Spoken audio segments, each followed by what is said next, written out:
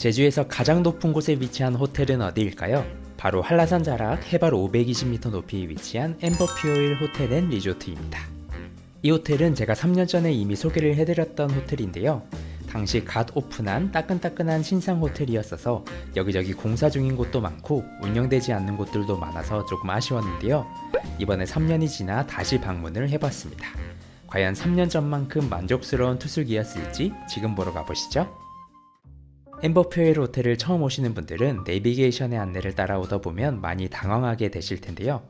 아니 진짜 이런 곳에 숙소가 있다고 싶을 정도로 꼬불꼬불 경사진길을 한참을 올라야 호텔이 등장합니다. 그만큼 주변에 방해되는 소음이 전혀 없는 자연 속에 위치한 숙소이기 때문에 온전히 휴식에 집중하기 좋은 호텔인데요. 호텔룸도 일반적인 빌딩형 호텔이 아니라 독채로 분리되어 있고 제주의 자연과 어울리게 잘 지어져 있어서 숙소의 외관은 3년 전이나 지금이나 참 예쁘다는 생각이 들었습니다. 소박한 숙소 외관과 달리 메인 로비는 굉장히 고급스럽고 화려한데요. 네모난 직사각형의 금속 프레임이 여기저기 많은 굉장히 깔끔한 인테리어가 엠버퓨어힐의 특징입니다. 옆에 있는 용왕의 섬이라는 멋진 작품도 걸려있고 황금빛 도라르방이 여전히 반겨주고 있네요. 연말에 왔더니 크리스마스 장식도 예뻤습니다. 엠버퓨어힐 호텔의 룸들은 체크인 프론트에서 거리가 떨어져 있기 때문에 체크인을 마치면 이렇게 카트를 타고 룸까지 태워주시는데요. 이 카트 서비스는 언제든 이용할 수 있어서 저희는 석식, 조식, 체크아웃 할 때까지 왕복으로 여러 번 탑승을 했습니다. 3년 전에는 독채 형식의 포레스트 더블룸에 묵었다면 이번에는 당시 미완공으로 오픈되지 않았었던 힐파인 더블룸에 묵었는데요. 이 룸은 8개의 객실이 모여있는 건물 2층에 위치해 있습니다. 8개의 객실 중 1층의 4곳은 엠버 트윈룸이고 2층의 4곳은 파인 더블룸인데요. 무거운 캐리어도 직원분이 2층까지 다 올려주셔서 편하게 체크인을 완료했습니다. 내부의 첫인상은 참 방이 따뜻하다는 느낌이었는데요.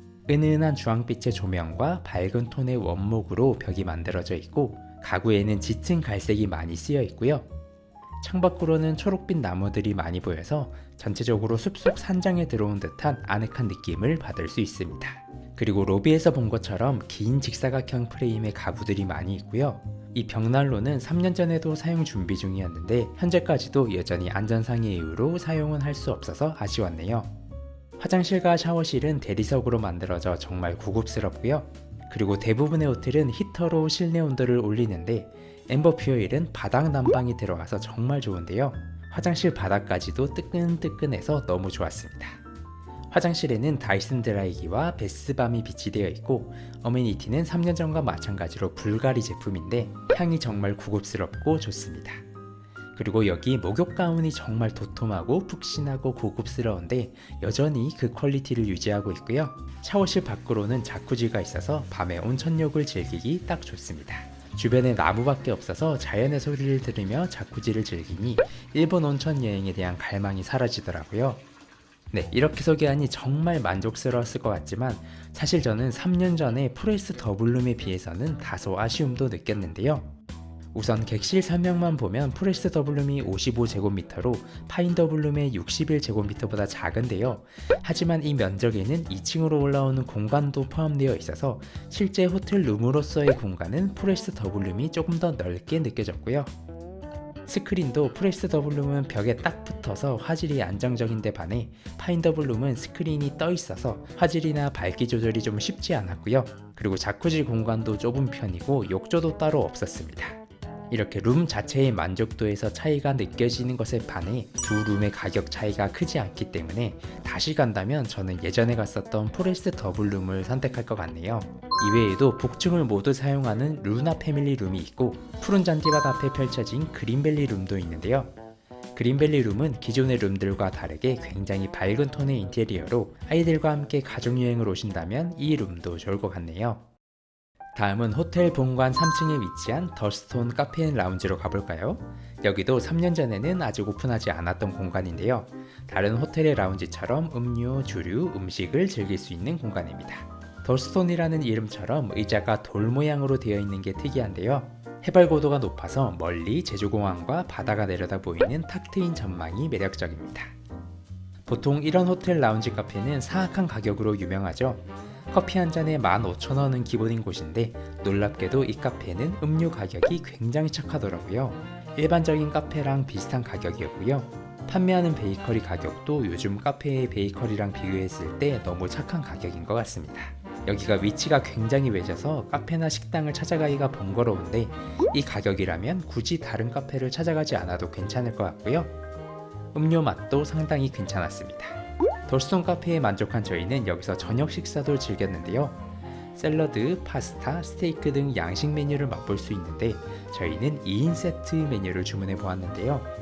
엔초비 소스의 한치 샐러드와 제주 감귤 당근 수프, 파스타로는 딱새우 비스큐 파스타, 제주 돼지 돈마호크 스테이크, 그리고 솔방울 무스까지 코스 요리로 즐길 수 있는데 여기 음식 맛도 굉장히 좋았습니다. 특히 감귤이 들어간 스프는 완전 처음 먹어봤는데 감귤의 산미와 당근의 단맛이 안 어울릴 듯 어울려서 맛있더라고요. 그리고 딱새우 비스큐 파스타는 딱새우 내장의 녹진한 향이 가득 들어서 이날 먹은 메뉴 중 가장 베스트였고요. 돈마호크 스테이크는 먹다 보니 조금 느끼해서 남겼습니다. 그래도 이 식당 역시 호텔에서 운영하는 식당치고는 가격대가 엄청 비싸지는 않았는데요. 그리고 바 메뉴로 위스키와 안주 세트도 판매하는데 위스키 가격이 집 근처 위스키바와 크게 차이가 나지 않아서 다음에 투숙한다면 여기서 위스키까지 즐겨야겠다는 생각이 들었습니다. 그리고 다음날 아침 조식을 먹으러 뷔페 살레로 향했는데요. 3년 전에는 아직 조식 뷔페가 운영되지 않아서 단품으로 식사를 즐겼는데 이제는 조식, 중식, 석식까지 올데이 다이닝으로 운영되고 있습니다.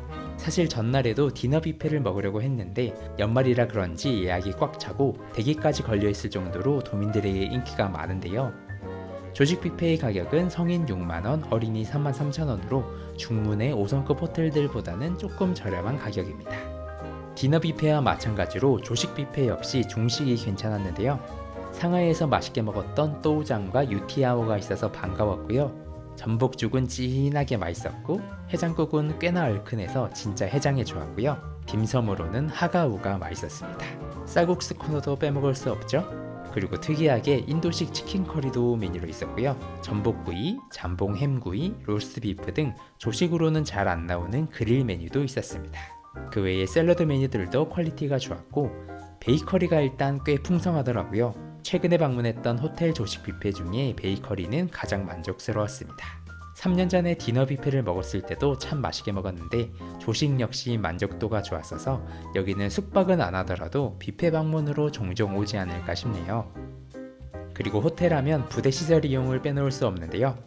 멀리 바다를 내려다볼 수 있는 인피니티 풀 수영장이 있는데 아쉽게도 겨울에는 수영장이 운영하지 않아서 물을 다 빼놨더라고요. 여름에 다녀온 친구는 정말 여유있게 인피니티 풀을 즐겼다고 하니 수영장을 가시려는 분들은 여름철을 노리시는 게 좋겠습니다. 다만 수영장 바닥이 투명으로 되어 있고 로비에서 수영장을 올려다볼 수 있기 때문에 다소 당황스러운 부분이 있을 수 있다는 점 알고 계시고요. 수영장은 겨울에 운영을 안 하지만 건식 사우나는 운영 중이었고요.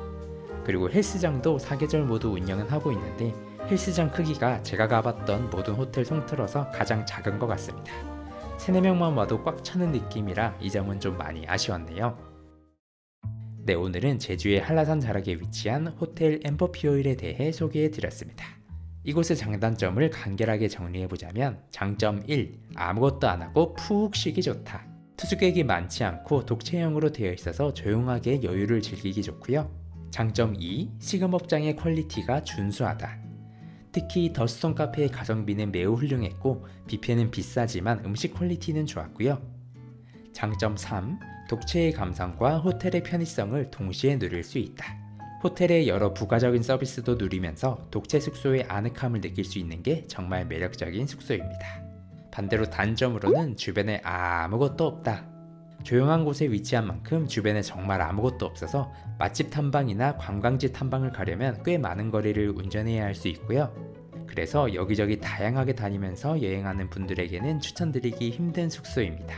여행의 끝에 편안히 쉬는 호캉스를 하실 분들, 여행의 목적이 힐링과 휴식인 분들께 추천드릴 수 있겠네요. 네, 그럼 오늘 영상은 여기까지이고요. 저는 다음 영상에서도 제주의 구석구석 더 많이 소개해 드릴게요. 그럼 안녕.